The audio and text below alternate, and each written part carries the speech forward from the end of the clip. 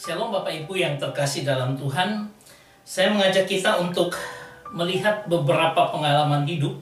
Jadi serial tanda ini adalah bagaimana tanda-tanda Allah menginspirasi kita dengan kejadian yang ada di sekitar saya. Dan saya akan membawa dengan tema kesaksian hidup yang menginspirasi. Jadi ada sebuah kejadian yang terjadi dalam minggu-minggu ini dalam kehidupan saya yang begitu memberikan inspirasi akan harusnya bagaimana kesaksian hidup kita. Nah, ini saya terinspirasi pertama dari ketika kita membaca dalam Matius pasal 5 ayat 20 yang beberapa waktu lalu saya bahas tentang sedekah. Dikatakan begini, "Maka aku berkata kepadamu, jika hidup keagamaanmu tidak lebih benar daripada hidup keagamaan ahli Taurat dan orang-orang Farisi, sesungguhnya kamu tidak akan masuk ke dalam kerajaan surga." Ayat ini mau menunjukkan bahwa ketika nuansa pada saat itu Tuhan berkata di dalam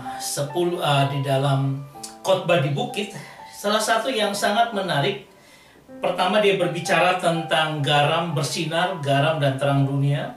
Kemudian baru pada ayat ke-20 ini dia berkata, kalau hidup keagamaan. Nah, terjemahan sedekah yang terjadi di dalam ayat ini atau dikainos yang ada itu adalah tentang bagaimana kebenaran itu dinyatakan. Dan kebenaran itu bisa menjadi sedekah atau bisa menjadi bagaimana engkau hidup dengan baik, ya, hidup dengan nilai-nilai keagamaan yang luar biasa yang Tuhan nyatakan dalam kehidupanmu. Ya, sehingga kita harusnya menjaga hati kita sedemikian supaya apa? Hidup keagamaan kita itu jadi jauh lebih luar biasa daripada hidup keagamaan orang lain. Ya, dan di sini dikatakan tentang ahli-ahli Taurat dan orang-orang Farisi. Kamu harus jauh lebih benar hidupmu daripada mereka. Karena kalau tidak, saya pinjam istilahnya Burita Wahyu tentang kamu malu-maluin aku sebagai gurumu, ya. Nah, ini yang akan kita renungkan, dan beberapa waktu ini saya melihat sebuah peristiwa yang terjadi di sekitar lingkungan di RT kami, ya.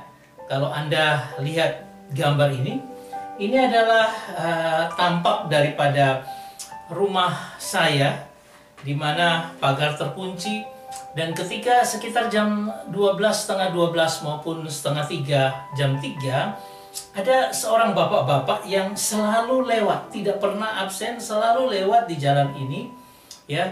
Dia dari yang sebelah kanan, dia jalan dari kanan, dia jalan ke kiri untuk apa? Menuju ke sebuah masjid di gang sebelah daripada gang kami untuk bersembahyang. Saya sangat kagum dengan bapak ini, bagaimana hidup keagamaannya itu dia lakukan dengan baik. Satu waktu saya pernah tanya, namanya Bapak Eko. Pak Eko, apakah setiap orang muslim itu seperti Bapak ya? Saya melihat Bapak setiap hari pergi ke masjid, tidak ada absennya. Dia selalu berjalan tenang dengan santai, dia ke masjid dan di sana sembahyang.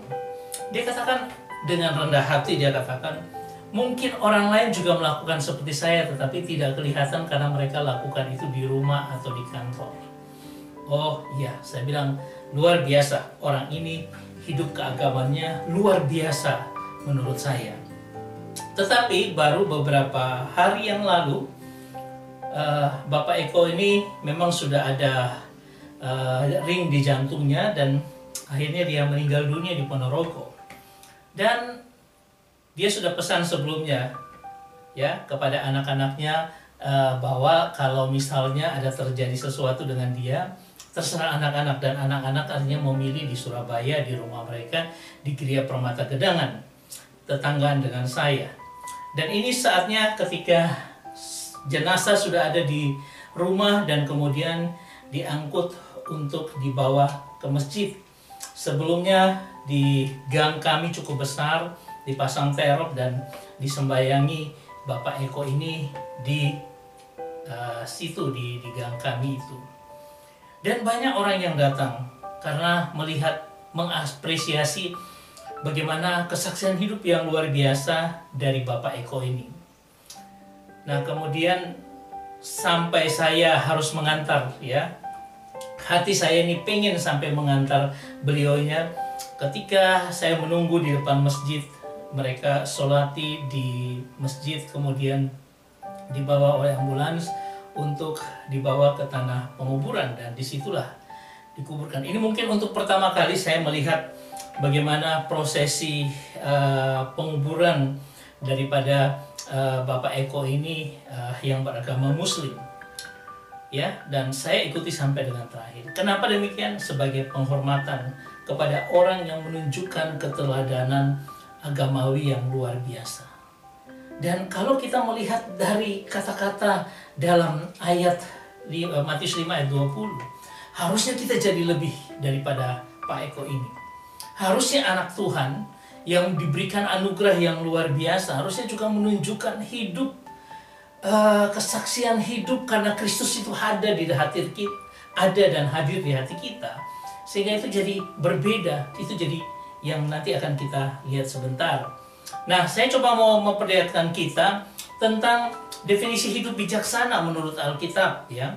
Ada yang saya cari di internet dan dikatakan bijaksana, hidup bijaksana menurut Alkitab adalah kemampuan untuk memahami dan menangani kehidupan dengan cara yang benar dan menghasilkan damai sejahtera yang sejati. Hidupmu adalah hidup yang benar, kamu pahami dengan baik dan alami menangani kehidupan ini dengan baik dan benar sesuai dengan firman Tuhan, maka akan menghasilkan damai sejahtera yang sejati yang bisa dilihat banyak orang, dan orang mendapatkan damai sejahtera. Damai sejahtera yang masuk dalam hidup kita itu memancar kepada orang lain. Dan itu yang saya lihat dengan kehidupan Bapak Eko. Orangnya sangat sederhana, baik hati, dia seorang guru, ya. Ketika kita ajak diskusi, dia mau diskusi dengan kita, dan suatu pribadi yang menarik, yang luar biasa.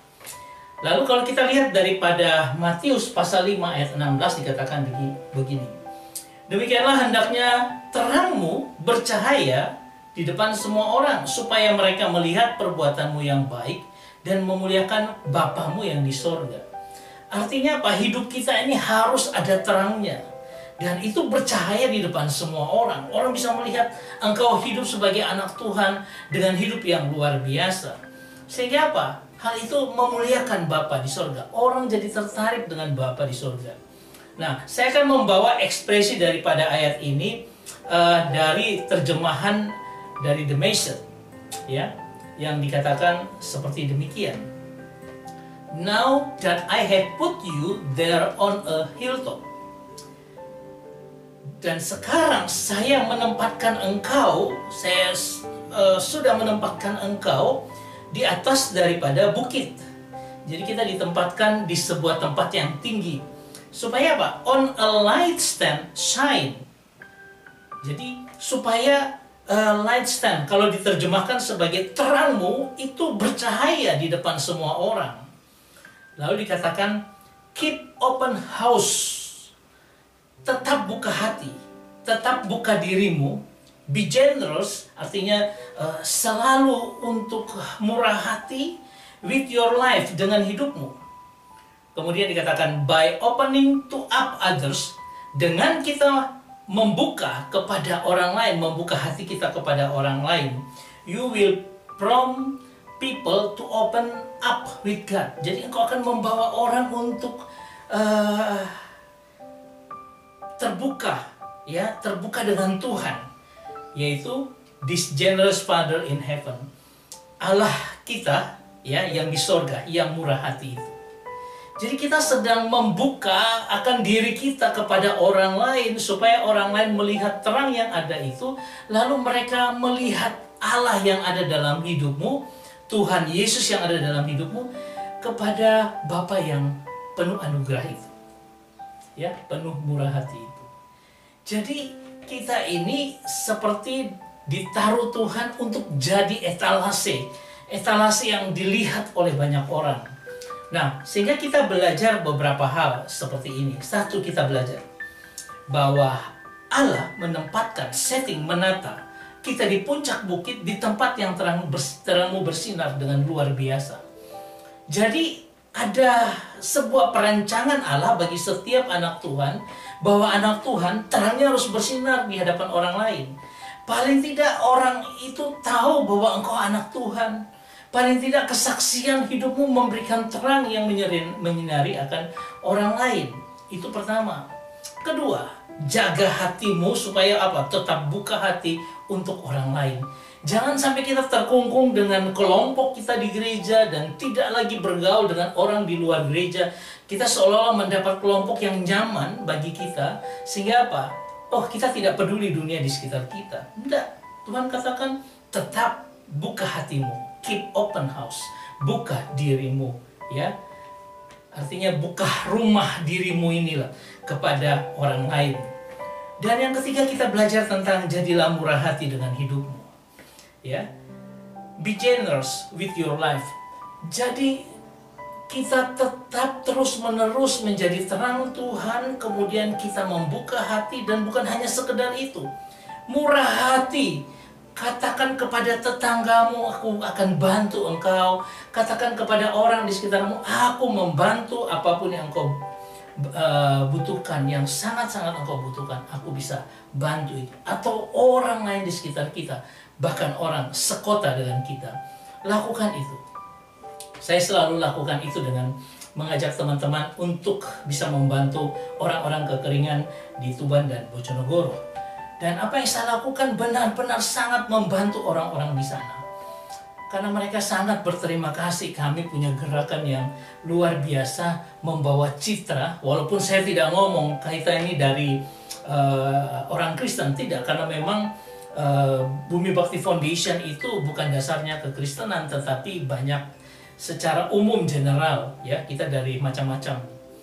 Tetapi kami mau berbaik hati untuk apa? Murah hati itu untuk bisa berbagi dengan orang lain yang membutuhkan. Sehingga apa yang terjadi? Dikatakan engkau akan mendorong orang membuka diri kepada Allah, sehingga orang itu bisa melihat terang kita, lalu dia terbuka. Oh, ada Kristus yang diperlihatkan dalam kehidupan kita. Sehingga apa? Aku mengenal dia, Bapa yang murah hati itu di sorga. Jadi kita mau mengenalkan Yesus itu dengan kesaksian hidup kita, cara kita bergaul, cara kita berbicara dengan orang lain. Saudara, kalau kita mau datang kepada Tuhan, serahkan hati kita sepenuhnya kepada Tuhan. Jangan sampai kita hidup bersama dengan teman. Ini ada sebuah cerita. Ada dua orang teman baik. Ketika mereka bersama-sama berjalan, dia melihat, oh teman saya ini orang baik, hidupnya diberkati. Tapi pada suatu waktu ketika sudah berjalan belasan tahun, temannya itu datang kepada teman yang satu. Dia bilang, kau mencelakakan aku. Loh, kenapa saya mencelakakan? Kamu adalah orang Kristen, tapi kamu tidak berbicara tentang Kristus yang ada dalam dirimu. Sehingga saya berpikir bahwa hidup baik sepertimu saja sudah cukup. Sehingga saya tidak perlu lagi percaya kepada Yesus, saya tidak perlu percaya kepada agama-agama dan sebagainya. Cukup hidup baik, dengan baik maka engkau diberkati. Saudara, itu kesaksian yang menjerumuskan. Kenapa demikian? Karena tadi malam saya ikut KKR, dan saya dalam KKR itu baru menyadari, melihat engkau ada di situ, saya baru tahu engkau orang Kristen. Tapi kenapa hidupmu tidak menunjukkan engkau orang Kristen? Kamu tidak berbicara tentang Injil kepada saya, sehingga apa? Kalau saya terus-terusan begitu, dan akhirnya saya akan mati di dalam ketidaktahuan saya akan kebenaran. Sehingga temannya ini merasa terpukul dan dia minta maaf. Bahwa apa? Hidupnya tidak menunjukkan Kristus yang hidup dalam dirinya. Sehingga apa? Dia bisa menuntun orang. Oh iya, hidup baik aja cukup. Selesai. Dan tidak ada orang yang diselamatkan. Saudara, saya melihat lagi pandangan terhadap rumah saya. Dan kadang-kadang saya rindu melihat Bapak Eko lewat rumahnya. Rumah saya itu, dan dia menunjukkan keteladanan hidup agamanya. Ya, dengan kebenaran mereka sendiri yang berbeda dengan kebenaran kita, tidak masalah, tapi menjadi inspirasi bagi kita bahwa hidup kita harus benar-benar lebih lagi luar biasa untuk dibangun di dalam Tuhan. Saya bisa berkata selamat jalan Pak Eko. Tetapi inspirasi hidupnya itu juga bisa menginspirasi kita untuk jauh hidup lebih baik, jauh hidup terang lebih bersinar kepada Tuhan, jauh lebih lagi menunjukkan Kristus yang ada dalam hati kita, supaya Pak, kita bisa membawa orang percaya kepada Kristus. Saya berharap ini memberkati kita, dan mari kita bersama-sama ya untuk menunjukkan keteladanan hidup yang luar biasa, menunjukkan Kristus yang hidup dan bersinar di dalam hati kita. Tuhan Yesus memberkati kita semua. Amin.